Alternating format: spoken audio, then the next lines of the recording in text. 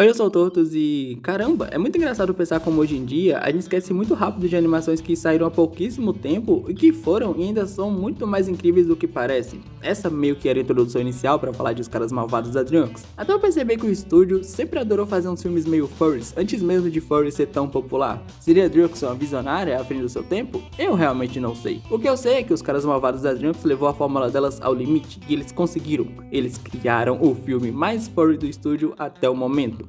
Mas é aquilo, não é mesmo? O filme é bom e é isso que importa. Além de tudo isso, o início dessa animação tem a essência que eu mais gosto na DreamWorks, os começos de filme que são incríveis. Já que tudo se inicia com a gente vendo o Cobra e o Lobo conversando normalmente sobre o porquê do Cobrinha não gostar de aniversários. E durante todo esse papo você fica sem entender o que tá acontecendo, até que eles se levantam e todo mundo que tava ali naquela lanchonete tava morrendo de medo dos dois. Afinal, eles são malvados. Aí o filme já encaixa com eles roubando um banco e logo depois já vem uma cena de fuga que assim, o que eu posso dizer além de incrível? Essa cena também existe pra mostrar o quanto essa animação é linda, mas linda. Nossa senhora, você vai me ouvir muito falando de quanto essa animação é linda durante esse vídeo. Mas além disso, eles também vão introduzir os personagens secundários do filme, que vendo eles agora, eu posso dizer que tirando a raposa, o porquinho da Índia, o lobo e o Sr. Cobra, o restante ali não é tão importante assim, não é tão interessante. Mas a gente tem a tarântula que hackeia, o tubarão que é o disfarçante e o Sr. Piranha, que é o Sr. Piranha.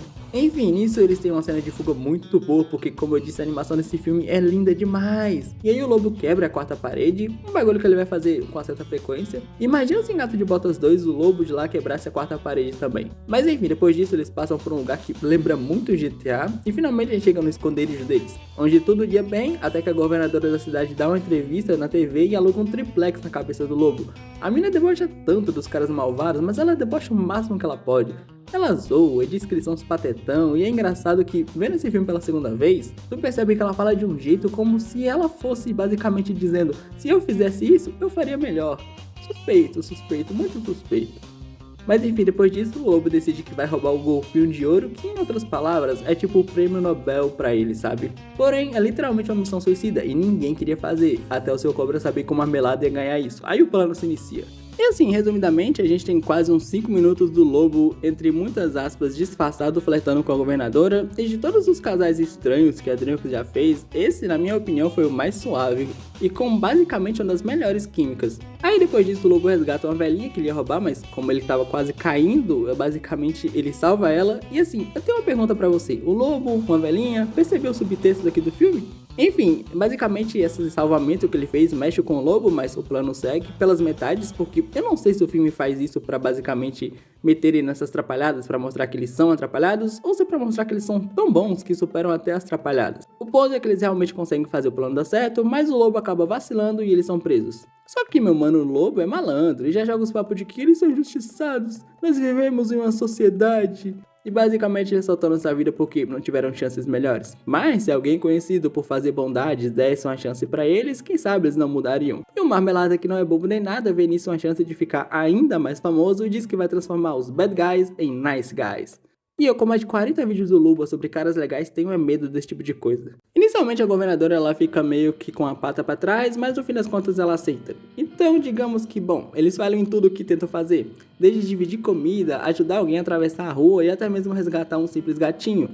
Então um pouquinho da missão basicamente de resgatar uns porquinhos da Índia que estão em laboratórios sendo usados como cobaia. Mas até nisso os caras malvados falham. Só que assim, esse mundo ele tem animais que falam e que se comportam como pessoas, animais normais que não falam e se comportam como animais, e também pessoas normais. E o mais famoso desses animais que basicamente falam e se comportam como pessoas é um pouquinho da Índia. Só que ainda assim os manos fazem experimento no porquinho da Índia. Meio que se eles amam tanto um porquinho específico, por que tipo não respeitam todos os outros?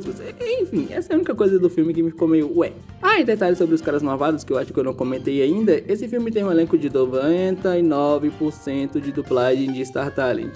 Eu acho que só o Marmelada, que é um dublador profissional, assim, dos grandes personagens que tem mais tempo de fala e tal. E assim, eu não vou ser... é difícil. Não ficou ruim, eu não achei ruim, nossa, que horrível, não é uma dublagem, sei lá, daquele personagem enrolado. Mas a gente sabe que se fosse o dublador de verdade, ficaria muito melhor, mas muito melhor. Mas o ponto é que os caras malvados fizeram besteira e a governadora foi fazer o trabalho dela. Mas entre conselhos aqui, flertes ali, o lobo consegue uma segunda chance e acaba salvando o gatinho. Com isso, basicamente é só os caras malvados meio que agora sendo aceitos pelas pessoas e são considerados os caras do bem. Agora todo mundo ama eles. O que é bem irônico porque eles só salvaram um gatinho e... Enfim, eu sei que gatos são poderosos, mas enfim. E agora os caras malvados, como falei, são legais. Mas o roubo que eles estavam planejando na festa de caridade ainda ia acontecer. Porém tudo começa a dar ruim e eles começam a improvisar de novo, rola uma cena de dança do lobo e da raposa pra mostrar como a química deles é estranhamente boa. E com isso também mostra o quanto essa animação é linda pra caramba. E no meio de tudo o lobo desiste de fazer o roubo. Porém, alguém roubou o meteoro da paixão que o Marmelada tinha resgatado. Eu não mencionei, mas basicamente esse meteoro caiu na cidade há um tempo e onde todo mundo via problema e tava muito assustado, o Marmelada viu possibilidade e acalmou o pessoal. Porém, não foram os caras malvados que fizeram isso, só que o histórico deles meio que não ajuda muito, né? Mas quem foi, você se pergunta? Eu te digo, o professor Marmelada? Também, né, com o nome desses não já era de se imaginar. Mas vendo o filme agora, eu te digo que esse twist, ele é bom, ele funciona muito bem, sabe? No começo do filme tem uma cena que comparam basicamente quem fez mais coisa boa. O Marmelada, o outro personagem lá que eu não lembro o nome agora, ele diz, não é competição, mas se fosse, a gente estaria no empate. Ele basicamente fala, eu sou bom, ela é, mas eu talvez seja melhor. Se ele fosse realmente bom, ele não tava nem pra isso. Quando o Lobo propõe também a ideia de transformar o pessoal em ser bom, ele faz aquilo por ganância, pela fama. E na cena em que o Lobo resgata o gato, basicamente o Marmelada diz pro Lobo que os amigos dele são uns merda, que só o Lobo vai poder fazer alguma coisa de bom. Se ele fosse mesmo pura maldade, ele não falaria esse tipo de coisa. Maldade? Pura bondade, ele não falaria esse tipo de coisa, o que é bem suspeito quando você assiste a cena. Então sim, as provas estão ali e o twist é bom. Mas enfim, depois disso todo mundo vai pra prisão. A gente tem o que pra mim, quando se fala de animação, é a melhor cena desse filme inteiro. Sério, a cena da ninja contra os policiais é absurda de boa. E assim, eu vou ler já só 3 coisas dessa parte dessa cena. A animação, que já era de ser esperado, né? Como eu falei, acho que a cena mais lindamente bem animada é essa. A coreografia da luta, que é muito incrível e também é muito divertida de assistir. E por último, a trilha sonora, que é uma delícia. Se você quiser entender melhor por que essa cena é tão boa, deixa um like, compartilha o vídeo e comenta rabanada, só pra dar aquele engajamento, sabe? Mas sério, se você quiser entender melhor sobre essa cena, tem esse vídeo aqui que detalha muito melhor os pontos positivos dessa cena e por que ela é tão incrível. Mas enfim, saindo da prisão, o time se separa porque eles tiveram uma briga pouco antes de fugirem, enquanto a raposa e o lobo dão os merecidos pega, quero dizer, planejam pra vencer o Marmelada. Na hora do vamos ver, eles descobrem que o Sr. Cobra estava se aliando com o Marmelada. Então a nova missão agora era impedir os caminhões de basicamente estavam com dinheiro caridade de serem levados pro bolso do Marmelada, que estava tentando fazer o maior assalto da história, usando o meteoro da paixão e blá blá blá. E olha, eles conseguem fazer isso, não é muito difícil pra falar a verdade, só que os caras malvados ainda queriam salvar o seu mano Cobrinha. O problema é que eles precisavam só entregar o meteoro e eles podiam fazer isso, mas por algum motivo eles não entregam o meteoro logo de cara, mas enfim. Só que você fica se perguntando, mas o Cobrinha traiu eles, como é que eles vão salvar ele? Exceto que não houve traição entre amigos. Na verdade, o Cobrinha enganou o Marmelada para poder ajudar os amigos que ele fez pelo caminho.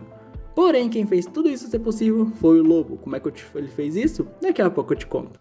Só é uma pena que, infelizmente, ninguém soube dos planos reais do Marmelada, exceto que ele cometeu uns erros mais cedo no filme e por causa disso ele é preso. E qual é erro esse? Eu te conto depois. No fim das contas, os caras malvados são presos porque eles fizeram uma coisa boa, mas bom, ainda tinha muitos outros crimes. Mas eles se reabilitam e no fim a governadora dá uma chance real pra eles, uma nova vida de verdade. E o filme chega ao fim. Se eu não me engano, tinha um especial de Natal sendo feito pra Netflix em parceria com a DreamWorks, mas eu já não sei se saiu, se foi cancelado, se não vai ter mais, enfim. Os Caras São Malvados têm uma história simples, eu sei, mas é muito bem contada e eu acho que no fim das contas é isso que importa. A maioria dos personagens você não liga tanto, mas ainda assim são muito bons. E aqueles que são realmente bons e realmente importam, esses aí são muito maravilhosos. E a animação... A animação desse filme é linda. É um filme que vale muito a pena ver, rever e ele vai ficando melhor com o tempo. E definitivamente não merece um esquecimento, sabe? Não é uma obra-prima da DreamWorks, um Shrek 2, um Gato de Botas 2, mas é um clássicozinho, gostosinho de assistir. Mas enfim, é isso. Obrigado por me ver até aqui. Se tiver uma próxima, te vejo nela.